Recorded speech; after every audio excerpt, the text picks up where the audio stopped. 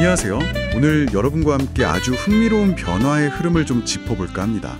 바로 디지털 노마드 현상인데요. 이게 팬데믹을 거치면서 확 늘었다가 요즘은 또 새로운 국면이라고 하죠. 네, 안녕하세요.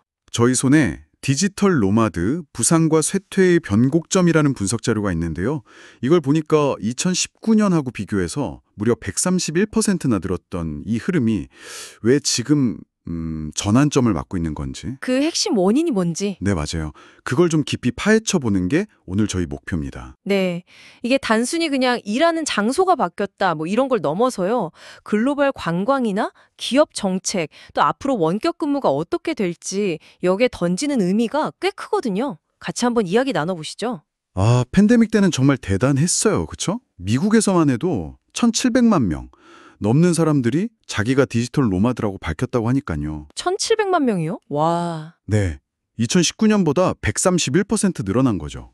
처음에는 뭐랄까 젊은 IT 업계분들, 그런 분들 이야기 같았는데 맞아요. 약간 그런 이미지가 있었죠. 근데 어느새 보니까 뭐 자녀가 있는 가족이나 아예 은퇴하신 분들까지 그 범위가 정말 넓어졌더라고요. 네, 그게 참 흥미로운 지점이에요. 이분들이 그냥 잠시 왔다 가는 관광객하고는 완전히 다르다는 거. 어떻게 다른가요? 뭐 호텔보다는 장기 숙소를 구하고 그냥 동네 카페나 코워킹 스페이스 같은 데 있잖아요. 그런 데를 이용하면서 그 지역 사회에 직접적으로 스며드는 거죠. 생활하는 거네요, 거의. 그렇죠. 소위 말하는 지우 아비티지. 물가는 좀 낮은 곳에서 자기 소득 수준은 유지하면서 생활하는 그런 새로운 소비층이 생긴 거예요. 이게 그냥 여행 트렌드가 아니라 새로운 경제 주체의 등장이죠. 그러다 보니 국가들 반응도 참 제각각이었어요. 일본은 올해 3월에 디지털 노마드 비자를 딱 도입했는데 발표하자마자 일본 가는 편도 항공권 검색이 확 늘었다고 하고요. 네, 효과가 바로 나타났죠. 반면에 뭐 독일처럼 이미 비자가 있던 곳은 장기 체류, 그러니까 편도 여행이 한 41% 그렇게 많았고 오스트리아처럼 별다른 제도가 없는 곳은 단기, 중기, 장기 뭐 다 비슷비슷하게 분포했고요. 근데 또 이게 비자라는 게 있어도 막상 신청하려고 하면 절차가 좀 번거롭다. 그래서 생각보다 많이 활용되지 못하고 있다. 뭐 이런 얘기도 있더라고요. 현실적인 어려움이군요. 네, 겉보기엔 되게 자유로워 보이지만 실제로 부딪히는 어려움도 만만치 않아요. 안정적인 와이파이 구하는 거, 이거 정말 어디든 숙제고요. 맞아요. 그거 중요하죠. 그리고 짐 최소화해서 다니는 거? 그 미니멀리즘이 모두한테 맞는 건 아니잖아요. 거기에 뭐랄까 사회적인 고립감 느낄 수도 있고 일과 삶 경계가 좀 애매해지는 거, 시차 문제도 있고 이런 정서적인 비용도 꽤 크죠. 하긴 그렇겠네요. 그래서 어떤 분석 보니까 차라리 아주 내향적이거나 아주 외향적인 사람들한테 더 잘 맞을 수 있다. 뭐 이런 시각도 있더라고요. 재미있죠. 흥미로운데요? 그런데 최근에 이 흐름에 가장 큰 변화를 준 건 역시 기업들인 것 같아요. 맞습니다. 기업들의 움직임이죠. 네, 사무실로 돌아와라 강력하게 요구하거나 아니면 직원 위치 추적을 강화한다거나 그 윌리엄 피셔시 사례가 딱 그거더라고요. 스페인 같은 데서 원격 근무 잘 하고 있었는데 네. 그분 결국 결국 회사가 100% 사무실로 나오라고 하니까 그 제안 받아들이면서 원래 계획했던 남미 오토바이 여행을 접었다고 하죠. 바로 그겁니다. 기업들이 이제 팬데믹 초기에 좀 애매했던 그 회색지대에서 벗어나서 직원들 위치를 훨씬 더 뭐랄까 정교하게 관리하기 시작한 거예요. 네. 거기다 각국 정보도 출입국 관리를 좀 더 강화하고 있고요. 이러면서 예전처럼 그냥 비공식적으로 해외 나가서 일하는 게 점점 어려워지는 거죠. 그렇군요. 데이터로도 나타나나요? 네, 인디드 데이터 보면요. 해외 일자리에 대한 구직자들 관심 자체가 팍 줄었어요. 거의 2020년 이전 수준으로 돌아갔습니다.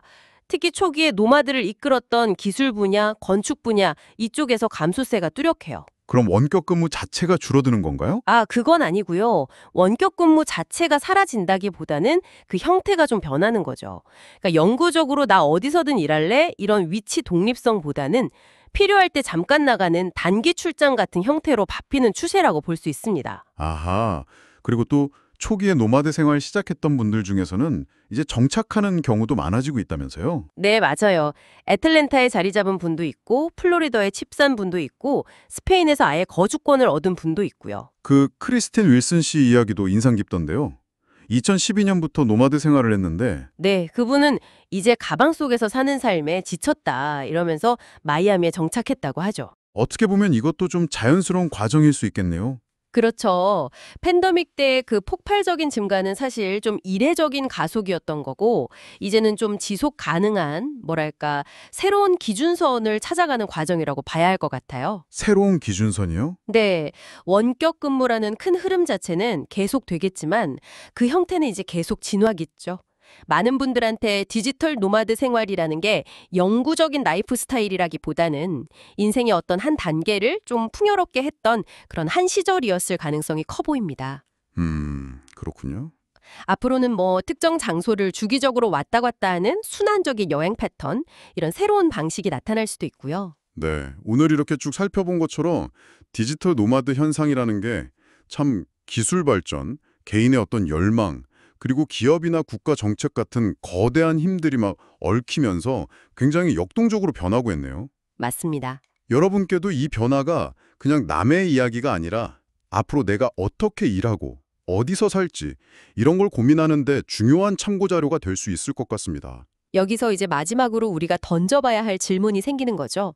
팬데믹이 확 불붙였던 어디서든 일할 수 있다는 그 강력한 믿음 있잖아요. 이게 과연 그냥 한때의 유행으로 끝날까? 아니면 아니면 근무 환경의 어떤 근본적인 변화를 이끌었던 씨앗이 돼서 앞으로 또 다른 모습으로 우리 곁에 계속 진화하면서 남게 될까? 이 질문에 대한 답을 여러분도 함께 고민해 보시면 좋겠습니다. 네, 아주 중요한 질문을 남겨주셨네요. 오늘 함께해 주셔서 감사합니다. 네, 감사합니다. 저희는 다음에 더 흥미로운 탐구로 다시 돌아오겠습니다.